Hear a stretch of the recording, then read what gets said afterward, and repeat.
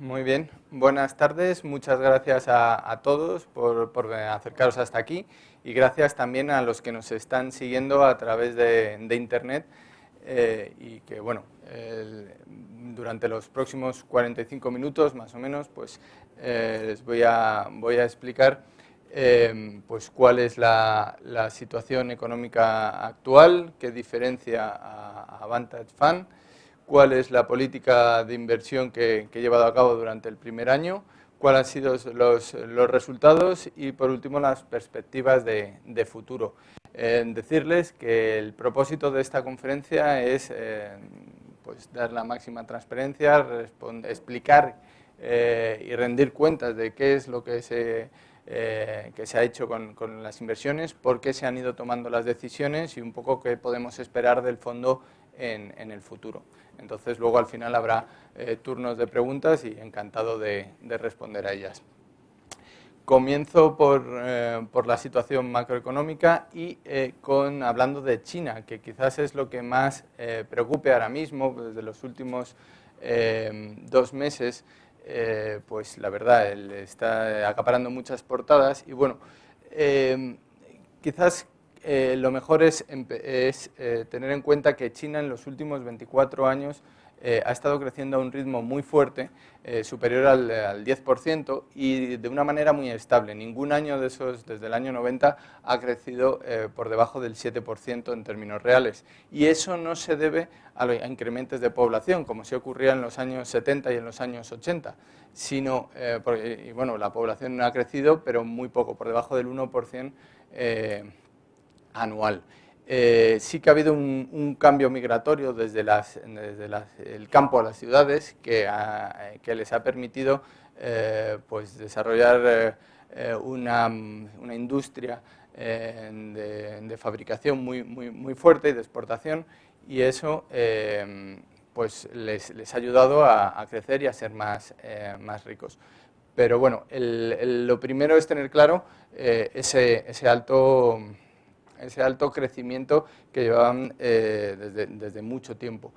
¿Qué ha ocurrido desde 2007? Pues que el gobierno, coincidiendo con el comienzo de la crisis de crédito en Europa Occidental y en Estados Unidos, pues que las autoridades chinas han decidido cambiar su modelo económico más desde las exportaciones hasta el consumo interno, que el consumo interno pase a representar más parte del mayor porcentaje del PIB. Y así ha sido, y ha tenido unos efectos positivos sobre su economía. Pero el problema está en que ese mayor consumo está restándole sus posibilidades de financiación, de seguir financiando ese crecimiento, porque para seguir creciendo a altos ritmos necesitan una financiación de actividades productivas muy elevada.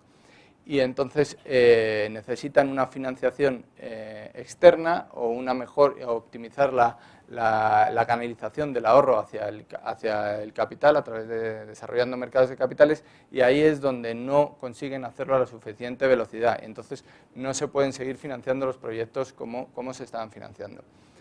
Quieren entrar en el FMI y que el yuan entre en la cesta de derechos especiales de giro para poder tener también más financiación internacional, y quieren que el tamaño de sus mercados de capitales sea más elevado, más grande en relación al PIB, y que financie más parte de las nuevas inversiones.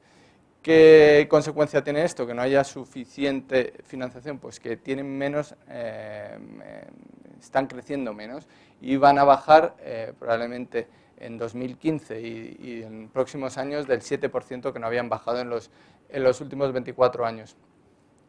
Y eso lo van a...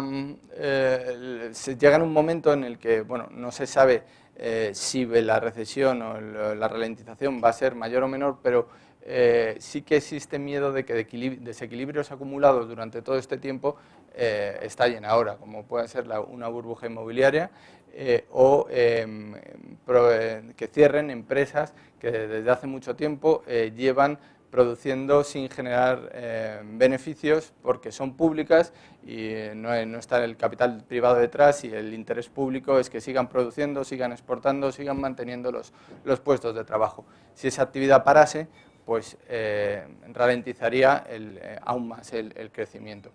Por último, comentar respecto a China que la bajada de precios de las materias primas y del petróleo que estamos viendo a China, lejos de perjudicarle, le beneficia, porque es el mayor comprador de muchas de estas materias primas y importador neto de petróleo. Paso a explicar otro foco, o la otra preocupación que ha surgido ahora y está relacionada con los mercados emergentes. El otro centro de la crisis, o epicentro de un movimiento que pueda ralentizar la economía, está en los países productores de materias primas, que han estado durante muchos años invirtiendo en aumentar la capacidad, porque todo lo que producían se vendía y los precios eran altos y podían financiarse porque los tipos de interés eran bajos, y ahora pues se ha acumulado un exceso de producción que está haciendo bajar los precios. Esto afecta a su crecimiento, está empezando a afectar, y como consecuencia pues están produciendo devaluaciones y depreciaciones en sus divisas. Tanto la bajada del precio de las materias primas como la depreciación de sus divisas hacen que China y otros países compradores de sus productos, Europa Occidental, Estados Unidos, pues importen deflación, porque cada vez son más baratos los bienes que importan, y al final eso acabará trasladándose al consumidor. La situación es bien distinta en el mundo desarrollado. En Estados Unidos tienen un crecimiento muy sostenido, está lejos de los crecimientos por encima del 4% que tenían antes de la crisis de crédito, pero bueno, ya es un nivel que es elevado y que no se corresponde con los bajos tipos de interés que todavía mantienen. Bueno, la Reserva Federal, porque no hay presiones inflacionistas, más bien lo contrario, deflacionistas, pues ha mantenido, ya no ha puesto el objetivo en el crecimiento, sino se ha ido a un indicador más retardado. Dice, ya tiene que ir a mejorar la tasa de paro. Pues la tasa de paro también ha llegado a unos niveles muy adecuados, casi el pleno empleo, y aún así sigue sin subir tipos. Y eso lo puede hacer porque no tienen riesgo de inflación. Porque, bueno, sobre todo la revolución tecnológica que estamos viviendo, que al final es como la revolución industrial, está permitiendo que se pueda producir cada vez productos más baratos y mejores a menor precio. Entonces eso está poco a poco haciendo bajar el nivel de los precios. Y ahora se le añade el tema de la ralentización del crecimiento en el mundo emergente, China por un lado, el resto de países emergentes y algunas otras economías como Australia o Canadá, que también son muy dependientes de las materias primas, y entonces pues están todavía retrasando la subida de tipos. Y por último, acabar con que el endeudamiento es elevado, y esto es importante porque a la hora de fijar la política monetaria, porque si en un entorno de bajos tipos o de inflación, el coste real de esto, devolver la deuda se hace más complicado, ¿no?, que cuando hay inflación. En Europa tenemos en la Unión Europea un crecimiento más moderado que en Estados Unidos, un poco inferior al 2%. También tenemos los tipos de interés en el 0%. Estamos en una fase anterior a Estados Unidos en lo que es la recuperación. Todavía estamos, y acabamos de empezar la compra de activos por parte del Banco Central Europeo. Compra activos que sigue, pues que al final no es otra cosa que imprimir más euros, porque compran activos entregando a cambio más euros. Y eso, pues al final, es una de las fórmulas que utilizó Estados Unidos para salir adelante y que aquí pues se está implementando con cierto éxito, porque ya se empieza a notar la mejora. La tasa de desempleo es alta, pero ya está también a la baja por estos motivos. Aquí tenemos un problema adicional que no está en otras regiones, que es la crisis institucional de la eurozona. El euro es una divisa relativamente nueva y que no tiene las suficientes instituciones para gobernarlo de forma adecuada, y se utilizan los de la Unión Europea, pero sin embargo en la Unión Europea hay más países de los que están en la eurozona, con lo cual al final el grado de vinculación entre unos y otros pues no es el mismo, y el país más grande de los que no están en el euro, que es Reino Unido, pues quiere redefinir su papel dentro de la Unión Europea o irse, y ese es el miedo al Brexit, la salida de Gran Bretaña. Y por otro lado, el euro todavía no ha terminado de dar solución a aquellos países periféricos en peor situación, como son Grecia, y bueno, como es Grecia, y la salida de Grecia pues también es un riesgo o una dificultad que se tiene que gestionar, básicamente.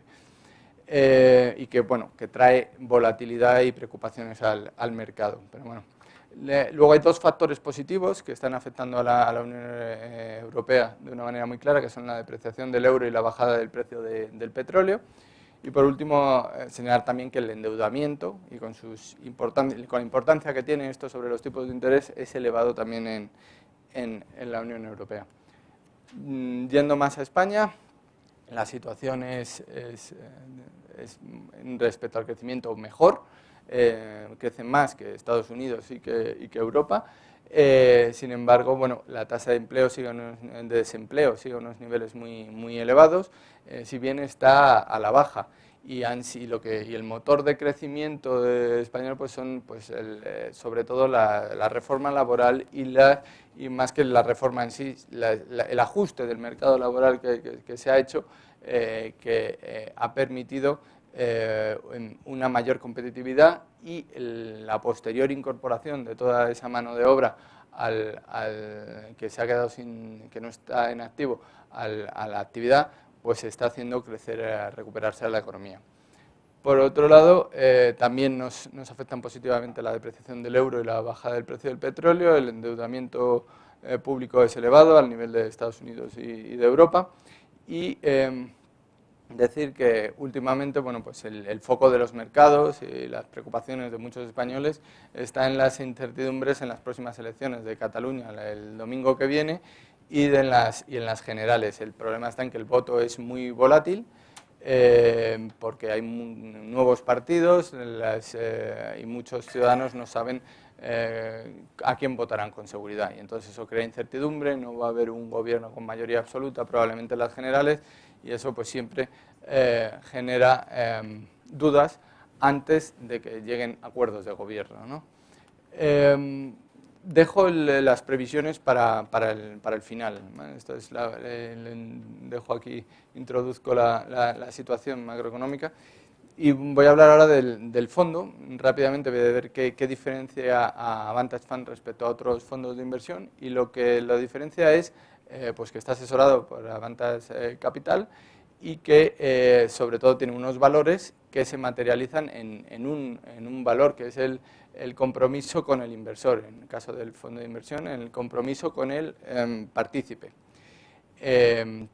Y eso, bueno, estos son solo palabras, pero lo que tiene que haber detrás, contrastable, es que haya unos hechos objetivos.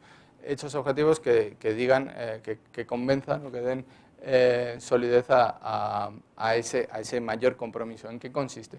Pues es un fondo en el cual hay llamado, que se le llama aquí en España, se le ha puesto ese nombre, fondo de autor, en el cual hay un profesional que se juega su prestigio profesional con el fondo, y bueno, por eso es un nivel de compromiso superior. Por otro lado, hay un compromiso no solo profesional, sino patrimonial, que en mi caso he firmado ante notario en escritura pública que invierto y que seguiré invirtiendo al menos el 50% de mi patrimonio neto en el fondo, que no invierto en otros fondos o en el capital de otras empresas con ánimo de lucro, con el fin de que si quiero realizar una inversión sea a través del fondo o no la realice.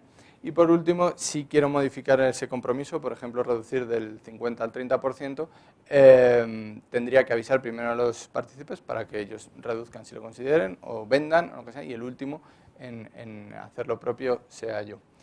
El tercer hecho objetivo es que es un único fondo, y eso es importante por dos motivos. El primero es que muchas gestoras y comercializadoras de fondos siempre tienen un fondo pues, en función de cómo esté el momento, y cuando, pues, oye, no ha ido bien, bueno, pero es que ahora hay que estar en este otro. Pues al final parece que los clientes siempre van detrás del fondo y bueno, no es algo muy honesto tener esa política con los clientes. Entonces, la forma de solucionarlo es tener un único fondo con flexibilidad suficiente y que sea el propio fondo el que cambie de política de inversión si cambia la situación. Por otro lado, es importante lo del único fondo porque dentro de la misma categoría, dentro del mismo tipo de fondo, hay gestoras y bancos comercializadores, sobre todo los que venden de muchas gestoras, que bueno, pues tienen opciones de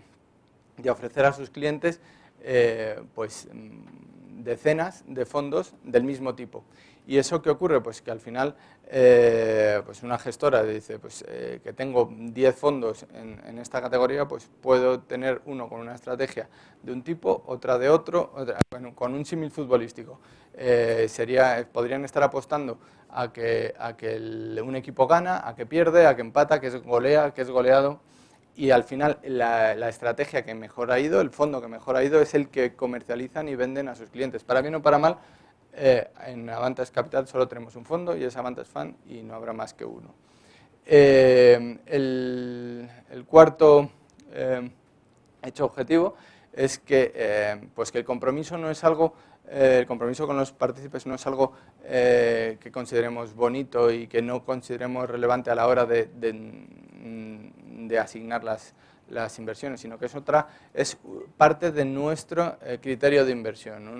Nosotros ofrecemos compromiso, pero demandamos compromiso allí donde invertimos a los directivos de las empresas donde invertimos. Y eso lo veremos después con casos de por qué se han ido tomando las decisiones y se verá ahí por qué se han realizado las inversiones o las desinversiones y qué grado de compromiso había de las personas que dirigían esas compañías.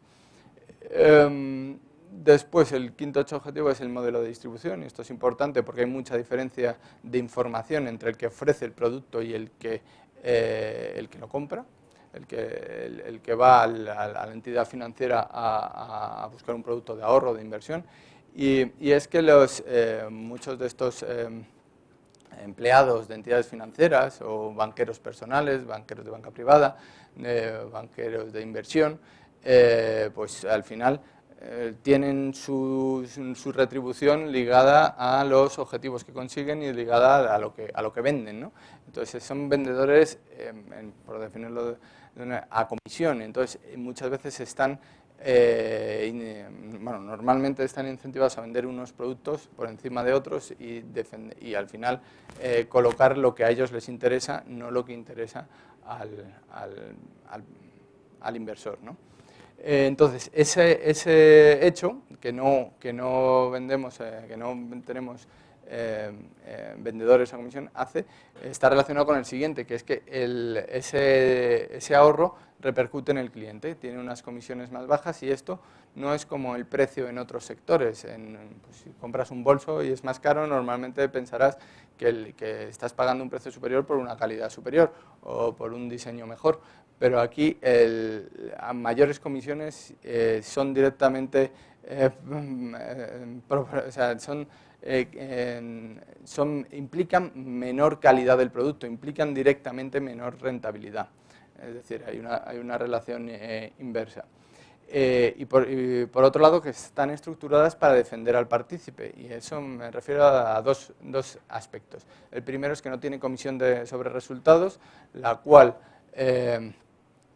incita a los gestores a asumir más riesgo porque ellos participan en las ganancias si el fondo va bien y no participan en las pérdidas si el fondo va mal.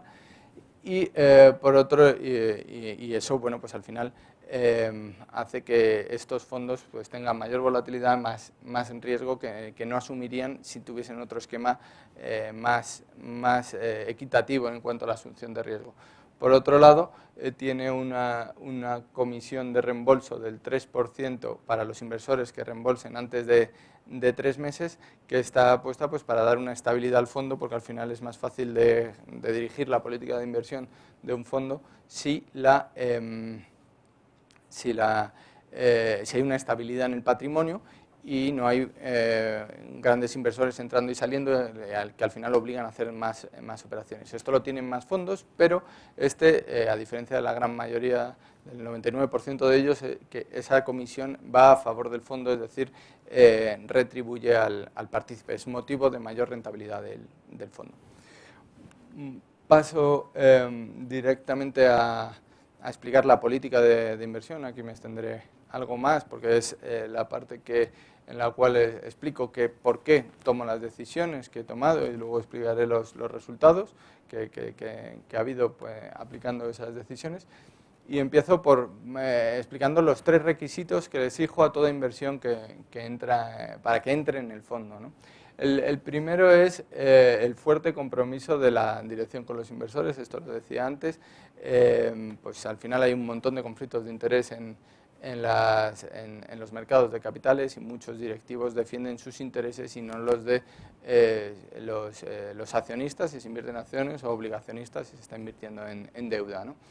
Y eso hace pues que al final el tonto, el que acaba pagando los platos rotos, sea el accionista, el inversor. Y lo importante en este caso es seleccionar aquellas compañías en las cuales esos intereses están protegidos y sean los más importantes para sus directivos. Y luego veremos cómo lo hago. Y esto es algo que cambia mucho y que hay que estar, bueno, al igual que los otros 2 requisitos, muy encima de ellos para ver que no existe otro interés, otro grupo de presión que quiere unos objetivos distintos a los de los accionistas. Los otros 2 requisitos son el que tenga un modelo de negocio sólido que le permita competir en una situación de ventaja competitiva respecto a sus competidores y una valoración atractiva comparada con su capacidad de generar resultados actual y futura. Estos son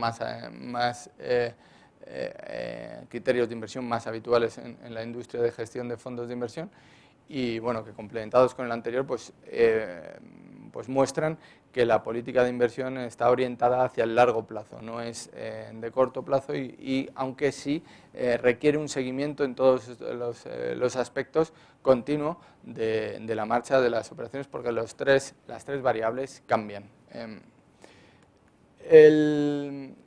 Ahora voy a explicar cuál ha sido la estructura de la cartera.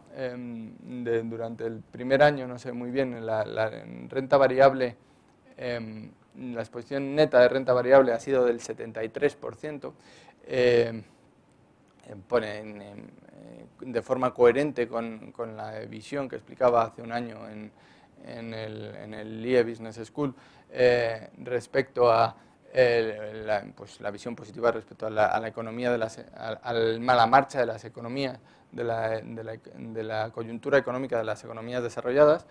Y bueno, la otra parte de la cartera, como dije en su momento, no hacía sentido invertirla en renta fija porque no era ni más ni menos atractiva, sino contraproducente. Generaría un resultado negativo para el fondo. Entonces, lo que se ha hecho es realizar una estrategia de market neutral, invertir hasta el 90% y cubrir con futuros la diferencia para no tener una exposición a mercados, a la bolsa, superior a la deseada. Por otro lado, como la renta fija pues está a un nivel extraordinariamente bajo, algo que no corresponde con lo que debería ser la normalidad, pues tiene el fondo una posición estable vendida de futuros de bonos alemanes a 10 años.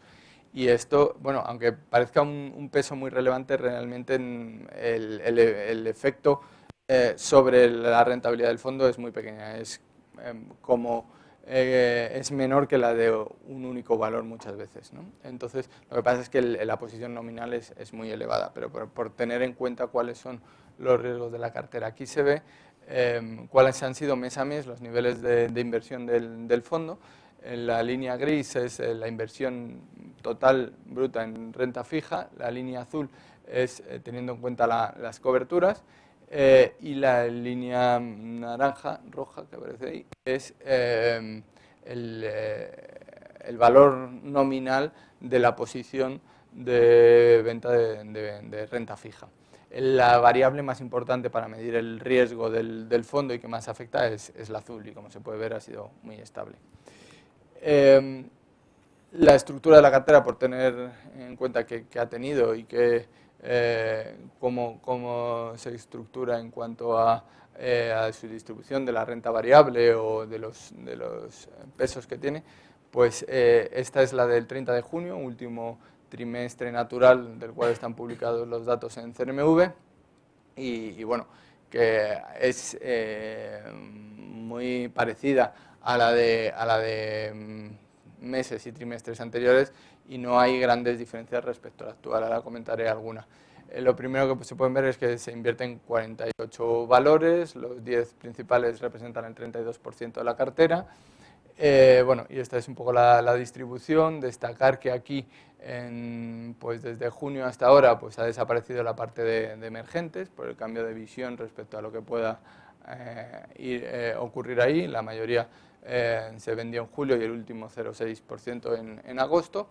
Y luego, bueno, también ha cambiado un poco el mix con el cambio del análisis macroeconómico realizado, y alguna posición, pues estilo Acerinox, pues se ha vendido porque va a estar muy influida por estos movimientos de este proceso de ralentización global por un lado y de sobreproducción de materias primas. Bueno, paso a explicar ya los casos de inversión y desinversión.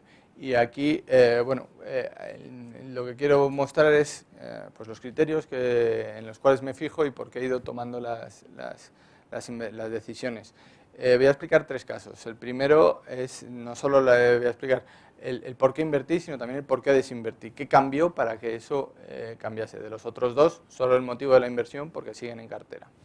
Imaginarium en el primer año del fondo ha tenido un rendimiento negativo del 31%. El fondo no, antes de eso, en febrero se vendió y bueno, más o menos tuvo un resultado negativo del 20%, afectó en un 20%. Lo primero es el compromiso, pues al final es una compañía fundada, dirigida y cuyo principal accionista pues es Félix Tena, que salió a bolsa con un modelo de negocio probado que funcionaba en España y que lo que quería es expandirlo por el mundo.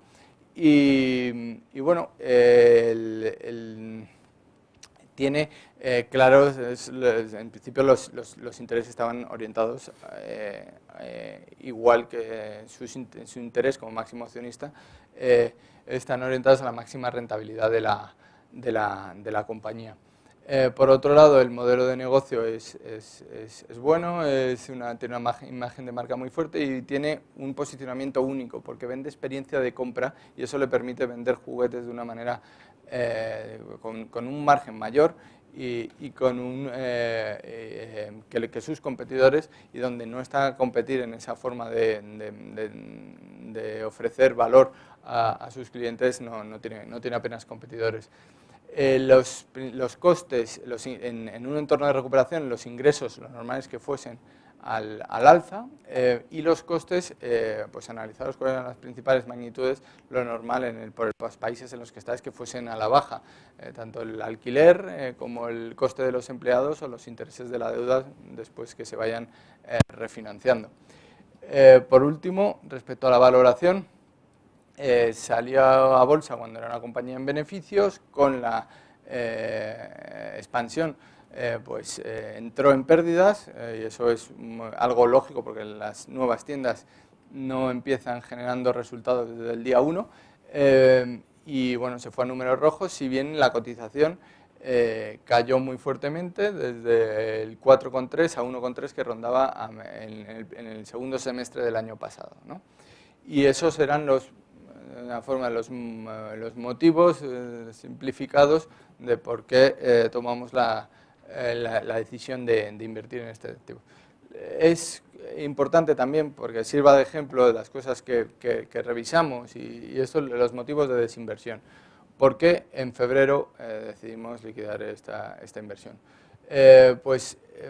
Bueno, revisando la documentación de una ampliación de capital, que hablaré de ella después, puede comprobar que Félix Tena vendió 3 edificios de su propiedad a una SOCIMI, a una inmobiliaria cotizada, y el precio de esa venta dependía de cuántos años estuviese alquilado Imaginarium, la empresa que él dirigía, y de la cual no tenía el 100%, solo una parte. En cambio, el edificio sí era, los 3 edificios sí estaban en su propiedad, y luego además de la duración del contrato. Entonces eso, pues sin conocer pues si el precio es de mercado o no, sin poder valorar eso de una manera fehaciente, lo que no veo lógico es que cuando eres parte de la operación puedas decidir por los dos lados, y al final unos mayores alquileres es una forma de traer resultados, de traer de la compañía sin necesidad de compartirlos con los minoritarios, ¿no? Entonces, no digo que pueda ocurrir, pero al fin, que esté ocurriendo, pero sí que es algo que es un tipo de algo en lo cual me hace perder la confianza en esta compañía. Y además coincide en el tiempo con otro evento, que es que estaba en marcha una ampliación de capital para cubrir las pérdidas del año y seguir operativamente creciendo, en la cual él se comprometía a invertir su parte de la ampliación y asegurar la parte, o sea, esa labor normalmente la hacen otros bancos de inversión, la labor que hace la parte de otros inversores del mercado, de forma que la ampliación quedase asegurada y que sería suscrita. Y la aseguraba él con sus empresas, con su propio patrimonio. Sin embargo, a mitad de esta operación decidió echarla para atrás, revocó sus órdenes de suscripción, permitió también a los inversores hacerlo, y lo que hizo es cambiarlo por un préstamo capitalizable con altos intereses. Entonces, esto, pues al igual que el otro caso, no es una operación que guste ver como minoritario de esto, ¿no? Y coincidió, bueno, también algo que afectaba al cambio de modelo de negocio, que eran muchas aperturas recientes que se habían abierto en 2013, 14 y que estaban funcionando muy bien, de tiendas en Rusia, pero con la crisis del rublo y de Rusia de final del año pasado, con el tema con el conflicto de Ucrania y la caída del precio del crudo, pues hizo caer mucho al rublo y empeorar mucho las perspectivas económicas de esa región, y ahí es donde justo acababa de una economía por la cual acaba de apostar de manera importante Imaginarium. Entonces, estos fueron los motivos de desinversión y basados en los mismos criterios en los que nos fijamos para invertir. Otro caso es Inditex, que incluyendo dividendos de año a año ha subido un 45%, y aquí pues igual analizamos los 3 criterios. El compromiso, pues aunque no esté dirigido por el máximo accionista, Pablo Isla no es quien tiene en la mayoría del capital, pero sí que está muy supervisado por alguien que sí que lo tiene, que es Amancio Ortega, y que además conoce el negocio, y pues no tendría, si el resultado no es satisfactorio o no defiende suficientemente bien sus intereses, no tendría ninguna dificultad en exigirle un cambio o en sustituirle a él si no lo hiciese bien. Vamos. En cualquier caso, el interés de los accionistas parece salvaguardado con la presencia de Amancio Ortega. Por otro lado, el modelo de negocio es muy bueno, consiguió desarrollar un sistema para adaptarse mejor a los cambios de la demanda de sus clientes, y en un sector de moda muy dependiente de las tendencias, y donde las prendas se vuelven obsoletas muy rápido, es muy importante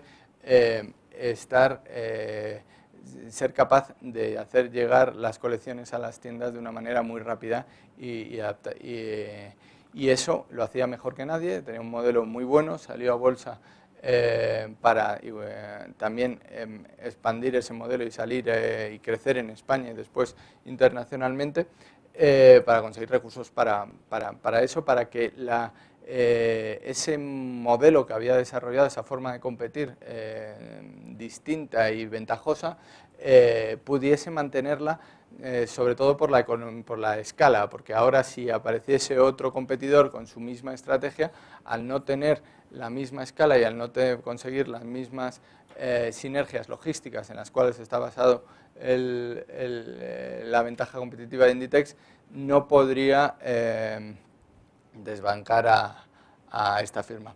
Ya por madurez, esta firma no es como lo que era antes, que había subido mucho en bolsa porque era pues, un negocio de alto crecimiento, ¿no? Ahora ya es, pues, según la matriz de Boston Consulting Group, más vaca lechera, ¿no? Que se llama, que es un negocio más maduro, pero y en el cual pues, obtienes en rendimiento de él, pero sigue teniendo opciones para crecer en nuevas líneas de negocio y nuevos mercados. Por último, la valoración, aunque había subido mucho y cotizaba unos múltiplos respecto a sus beneficios actuales, beneficios de ese momento elevados, la potencialidad de conseguir mayores, porque todavía tiene, como decía, pues muchas oportunidades para crecer, hacía que fuese una buena inversión. Paso ya al siguiente caso, que sería Ryanair, que ha tenido un rendimiento del 88%, también teniendo en cuenta los dividendos. Y bueno, es similar a otros casos. Es una compañía fundada, dirigida y cuyo principal accionista es Michael O'Leary. Tiene un modelo de negocio muy sólido, tiene una ventaja competitiva en costes y una gran capacidad para adaptarse a los cambios en los parámetros de consumo, o sea, en el proceso de compra de billetes de sus clientes, que no tienen otros ni por cultura, ni por sencillez organizativa, ni por sistemas que los tienen muchas veces externalizados y que le permiten a a Ryanair incluso vender otro tipo de productos distintos de billetes de avión. ¿Vale? La valoración en este caso era muy buena, estaba a unos múltiplos muy bajos y sigue en ello, y comparado con su potencial pues sigue a unos niveles muy atractivos y el resultado ha sido muy bueno. Ya de otros casos, si queréis, hablamos en el turno de preguntas. Ahora explico los resultados, algo que no debiera ser el motivo de inversión. El motivo es pues, los criterios de inversión, la seguridad que dan, los resultados, lo que ya ha pasado. Ahora explicaré si ha sido bueno, malo o regular, pero son los criterios, o sea, ya no es algo que se vaya a repetir, o sea, que tenga por qué repetirse. Lo que sí tiene por qué repetir y se va a repetir es la forma de invertir y generar unos resultados mejores, iguales o peores. Ya se verá. Lo primero, pues la rentabilidad durante este año ha sido muy buena. Esto está a 31 de julio, cuando cumplió un año el fondo, y tuvo una rentabilidad del 15%, y esto en un entorno en el que el IBEX subió un 4%, el Eurostock un 15%, teniendo el Eurostock y el IBEX el doble de volatilidad que el fondo. Y aquí comparo con esos índices para que sean de referencia, pero no es un benchmark. El fondo no trata de batir a estos índices, simplemente pues es un contexto de mercado. Y además los comparo con el índice incluyéndole los dividendos netos de intereses, porque el fondo recibe los intereses no solo se revaloriza por el incremento de valor de las acciones en las que invierte, sino también por los dividendos e intereses de los valores en los que tienen cartera, ¿no? Y bueno, como se puede ver, pues aún así es mayor que la del IBEX incluyendo dividendos, algo menor que la del Eurostock, pero vamos, comparado con la volatilidad, pues tiene una rentabilidad muy atractiva, ¿vale? Esto no es todo de color de rosas, pongo también este gráfico por decir que en el mercado hay volatilidad, que y que en función del momento y la situación de mercado, como todas las compañías están cotizadas, pues tienes pues vaivenes y ante eso se está expuesto.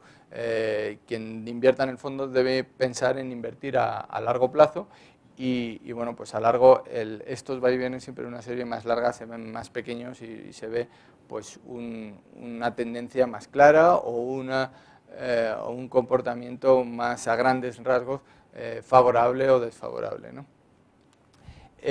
Por último, como los mercados pues, han caído mucho en agosto y para que se vea, incluyendo un mes más, cuál ha sido la evolución del fondo de una manera comparada también con los índices, pues he incluido pues, el mes de agosto, donde el fondo cayó casi un 4% y el Eurostock y el IBEX un 9 y un 8% respectivamente. ¿Vale? En este caso ya la rentabilidad a 13 meses está bueno, por encima de todas las demás, a pesar de mantener la volatilidad pues, en el torno de la mitad o algo por debajo. Y, y en cuanto al ranking, pues Morningstar, que es la compañía que es quien saca hace los ratings más conocidos por el mercado de fondos con estrellitas en función pues, de su rentabilidad y sus resultados a los fondos que llevan más de 3 años. Este todavía no tiene ni muchas ni pocas estrellas porque todavía no ha cumplido los 3 años, pero bueno, sí que elabora un ranking en el cual están incluidos todos los fondos que no han nacido en ese año. Como este fondo nació en 2014, en el 2014 no estaba, pero en 2015 pues ya se encuentra en una buena posición respecto al resto de fondos de su categoría. ¿Vale? Está en el percentil, a 31 de julio, el percentil 11, es decir, mejor que el 89% de los fondos de su categoría, y a 31 de agosto, a pesar de las caídas, pues su posición relativa ha mejorado. El objetivo del fondo no es estar el primero del ranking, porque siempre hay muchas estrategias, como hablaba antes, de que apuestan a todos o muy alocadas, sino obtener la máxima rentabilidad absoluta para el partícipe. Pero bueno, es importante también que comparado con otros fondos, el fondo vaya bien, sobre todo en el largo plazo, más que en el corto. Todavía lleva poco tiempo. Por último, acabo con las perspectivas de futuro. Y aquí quiero hablar el primero que involucra al fondo, y es que, bueno, ya estoy en conversaciones con Renta 4, que es la gestora, para el año que viene, en enero, crear una nueva clase a la que bueno, los nuevos inversores que en 2016 inviertan, pues aquellos que inviertan más de 100.000 euros sigan invirtiendo con las comisiones de gestión actuales, y aquellos que inviertan menos de 100.000 euros entren en una nueva clase que tenga una comisión un poco superior y aún así todavía muy por debajo del límite de la CNMV, el límite, como en todo sector regulado con precios máximos, en el cual se encuentra la mayoría de los fondos, en el límite o muy cerca del límite. Y bueno, decir que pues el 1,25 sigue siendo un 1% menos de ese máximo y coincide con los niveles de otros fondos, pero para la categoría más institucional, para aquellos que invierten importes pues, superiores al 1.000.000 de euros, en el caso de una gestora conocida, creada este año. Y bueno, al final esto, bueno, el objetivo de esto es adaptarnos a la demanda, porque hay muchos clientes mayoristas que quieren invertir en Advantage Fund y no ven fácil invertir si ellos pueden invertir al mismo nivel que invierten otros. Es un tema un poco relativo, pero es así, tengo que adaptarme a su criterio y bueno, son fondos que invierten en otros fondos y solo invierten si pueden acceder a clases mejores, porque ellos justifican ante sus propios clientes que pueden que se están accediendo a que su gestión no supone un sobrecoste para ellos, en otras palabras. Es decir, que los inversores que han invertido en 2014 y 2015, los que todavía no invierten hasta final de este año, pues se mantendrán en la clase actual, que es la que menos comisiones tiene. Y por aquí poner las rentabilidades del primer año estimadas en función de las nuevas comisiones. Como decía, es algo directamente que afecta directamente a los inversores. Aún así, pues siguen siendo muy atractivas comparado con la industria de fondos de inversión. Por último, acabo con las previsiones. Por un lado, respecto al fondo, los criterios de inversión seguirán siendo los mismos. El nivel de inversión en renta variable seguirán entre el rango entre el 60 y el 80%, porque en nuestra opinión nada ha cambiado respecto al potencial de crecimiento y al ciclo y al momento de ciclo económico de las economías y de las empresas en las que se invierte. Por ahora se seguirá fuera de renta fija porque los rendimientos absolutos siguen siendo muy bajos. Y por otro lado, respecto a las previsiones, pues esperamos políticas monetarias expansivas en Europa y en Estados Unidos que mantendrán el crecimiento, que evitarán la deflación y que bueno, los bancos centrales podrán seguir manteniendo gracias a las presiones deflacionistas que existen y que no hay riesgos de subida de un repunte del nivel de precios, de la inflación. Decir que sin defender, porque para nada la inflación, los dirigentes de los bancos centrales tienen muy en cuenta tres aspectos de la inflación. El primero es que cómo afecta a la deuda pública, y una inflación pues disminuye la carga de deuda pública que tienen los estados. El segundo es que ayuda al que está endeudado, es decir, los agentes económicos que piden prestado, que suelen ser las empresas, es decir, quien crea empleo y actividad económica. Y lo tercero es que redistribuye la riqueza, porque actuando como un impuesto afecta más a quien más tiene que no a quien menos tiene. Y probablemente, pues, sin defenderlo, porque para nada, teniendo en cuenta esto, por explicar los motivos que me hacen pensar que la política monetaria vaya a seguir siendo más laxa de lo que debería, y que bueno, eso acabará impactando para bien en la economía, pero que los inversores privados deben defenderse respecto a la inflación. Y por último, pues bueno, el tema de China y de los países emergentes de materias primas, pues al final son crisis con unos epicentros que se dan en unos sectores y países determinados y cuyo efecto a las economías occidentales es alejado, será limitado.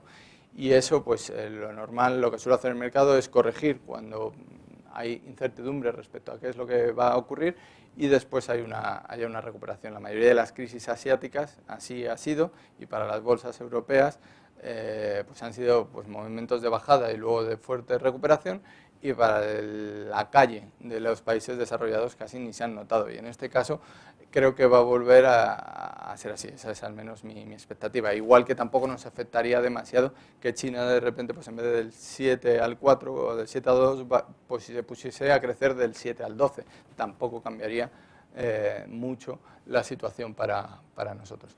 Y bueno, con esto pues me quedo a disposición para vuestras preguntas y a la de quienes nos están siguiendo a través de Internet.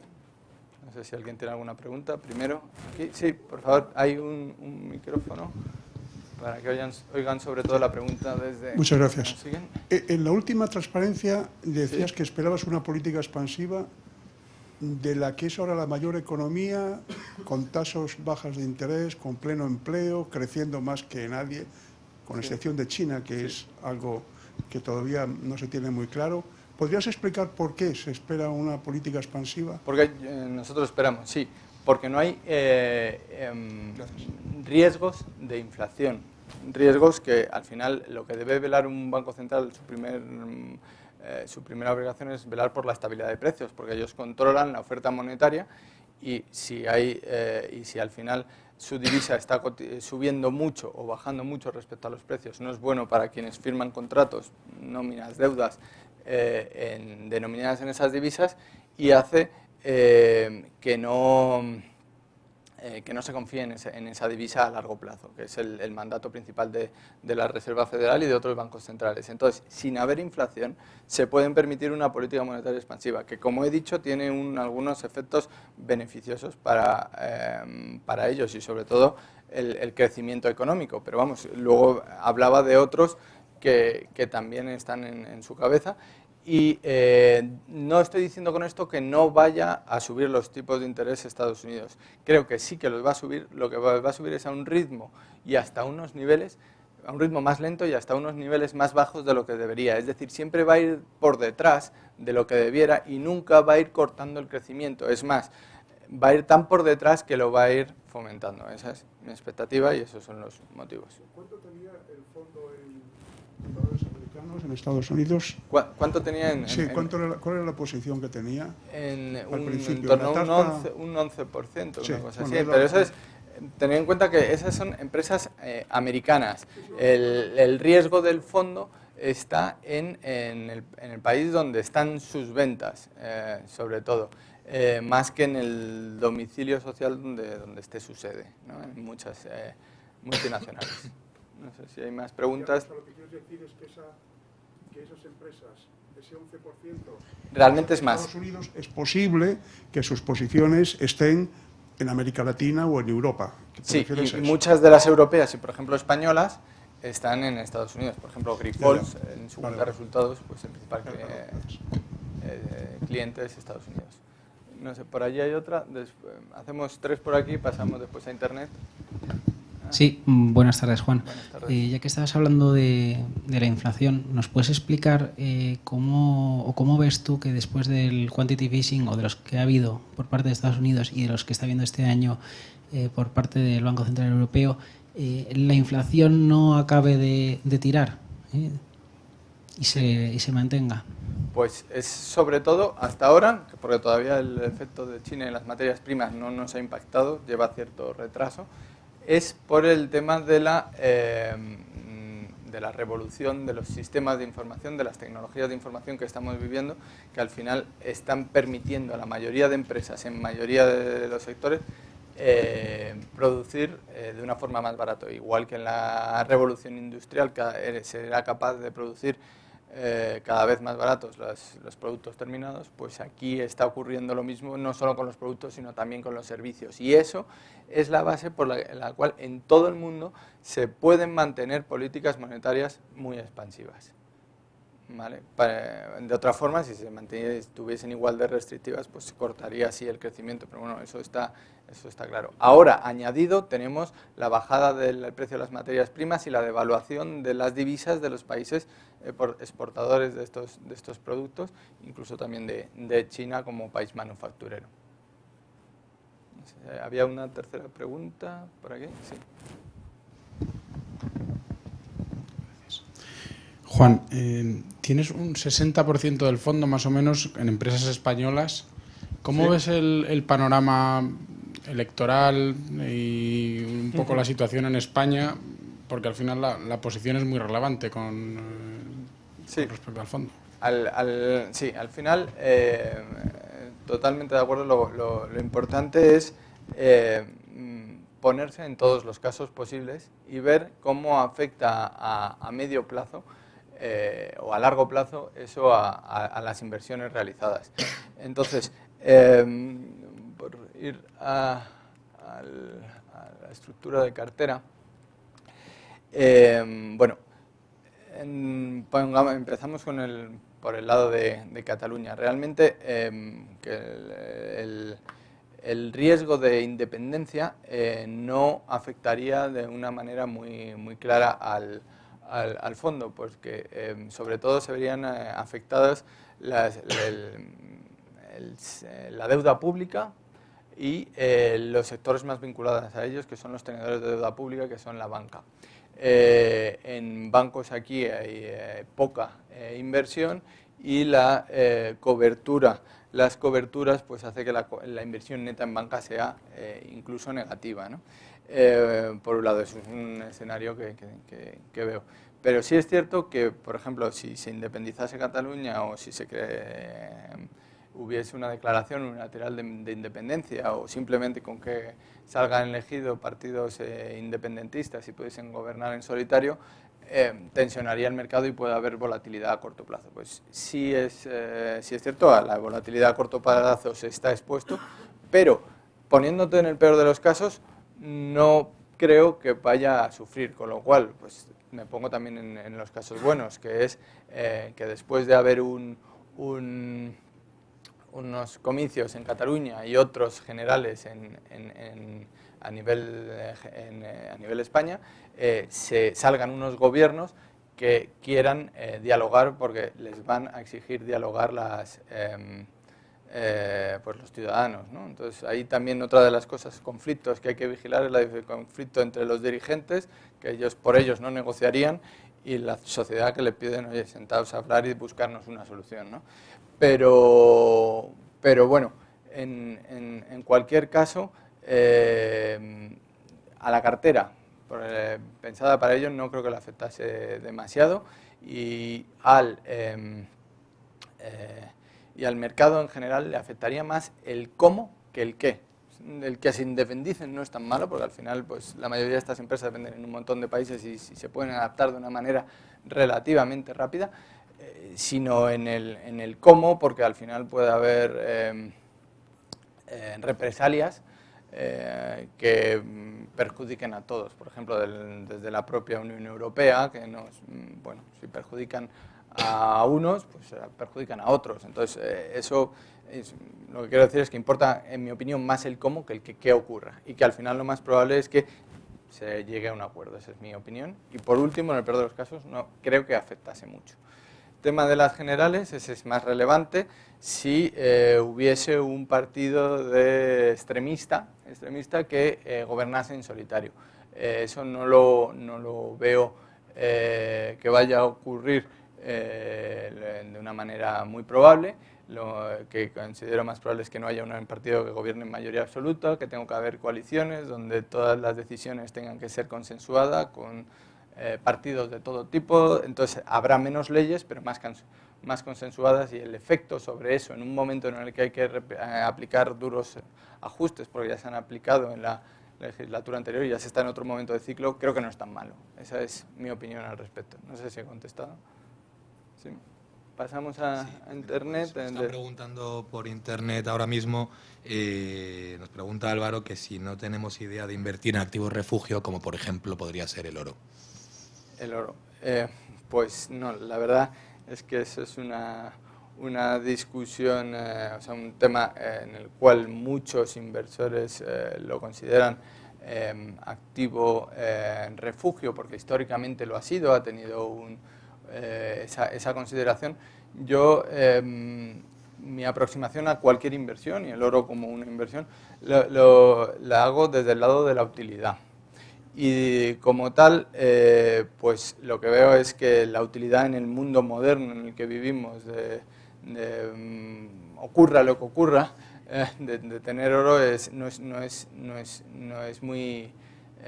mucha, ¿no? Porque por un lado no es tan estable por el lado de oferta y demanda. La oferta y demanda es muy volátil, y más la demanda que la oferta, y la oferta pues puede moverse por indicadores o por inversiones a largo plazo no controladas, y bueno, al final hay unos gastos de custodia, y al final, en mi opinión, en las materias primas, son productos que no se diferencian unos de otros, lo normal es que en el largo plazo tiendan a bajar de precio, porque se buscarán formas de conseguir mejores materiales a menor precio. Entonces no lo considero una buena inversión. Considero un mejor activo refugio una divisa no afecta a un determinado problema que el oro, en mi opinión. Bueno, pues también nos preguntan desde Internet que qué opinión tenemos sobre el sector petrolífero en general y sobre Repsol en particular. Pues la verdad no muy bueno por los motivos que he explicado antes, porque existe una sobreproducción y planes para producir más que se han parado por la bajada de los precios. Al final, el sector petrolero y también otras materias primas son inversiones que se realizan a muy largo plazo con una gran incertidumbre porque se desconocen los precios futuros. Necesitas mucho tiempo para crear la capacidad para producir, para sacar el petróleo, para producir otros minerales. Los costes son fijos en su gran mayoría y luego no puedes dar marcha atrás. Tienes que seguir produciendo, aunque solo sea para no perder, para cubrir la mitad de los costes fijos que te has gastado en poner eso en marcha. O sea, es decir, tampoco te puedes parar aunque bajen los precios, ¿no? Entonces, eso en el entorno que vivimos pues no ayuda para nada a Repsol y al sector petrolero. Pues tenemos una última pregunta también de Internet sobre qué sectores y qué mercados consideras que pueden tener mayores oportunidades en el próximo año. Vale. Lo primero, voy a aprovechar la pregunta para hacer una consideración general al fondo, y es decir que el fondo no trata de buscar, excluyendo los sectores que sí que vayan a tener problemas, por lo demás, trata de estar en todos los sectores, en los competidores que estén en una mejor situación. Porque a largo plazo, en todos los sectores, hay competidores que acaban creciendo un montón y acaban barriendo a los demás, y otros acaban quebrando y sus inversiones acaban valiendo cero.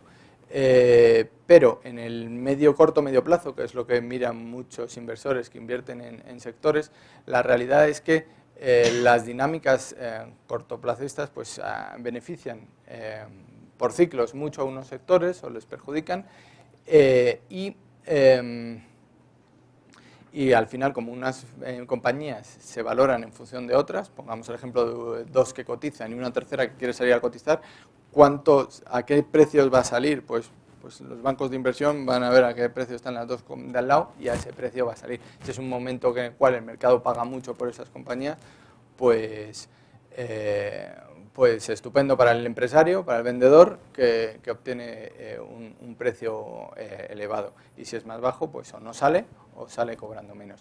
Pero a pesar de eso, sí que hay sectores que creo que vayan a ir mejor que otros.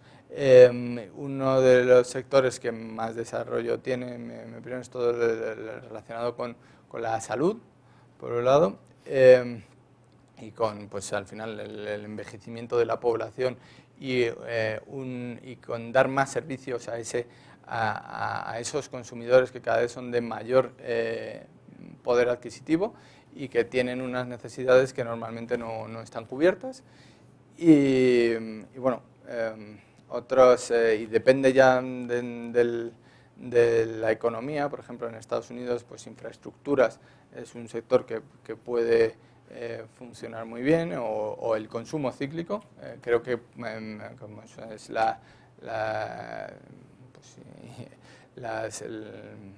compra textil o otros tipos de actividades de consumo cíclico y no cíclico, pues al final irán bien porque su demanda va ligada a la evolución del ciclo económico, ¿no? Y bueno, no sé si por aquí creo que no hay más preguntas. ¿Hay alguna más del público? Una última pregunta y terminamos. Gracias. Ahora mismo te mueves entre un 60 y un 80% de exposición de renta variable. Sí. ¿Qué tendría que pasar para que te replantearas ese objetivo? Ese objetivo. Bien.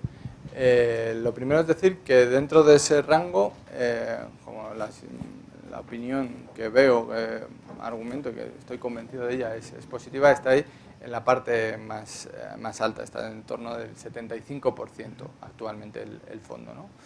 ¿Qué tendría que ocurrir?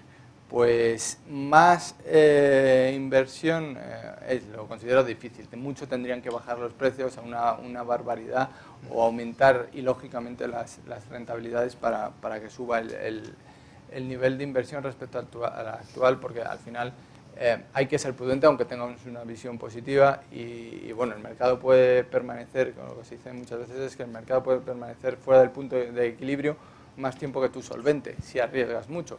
Entonces, es una carrera, es algo de largo plazo, no, pues eso, tienes tus criterios, pero no puedes estar jugándotelo en el corto plazo. Otra cosa es que cambiase el ciclo, que sí que por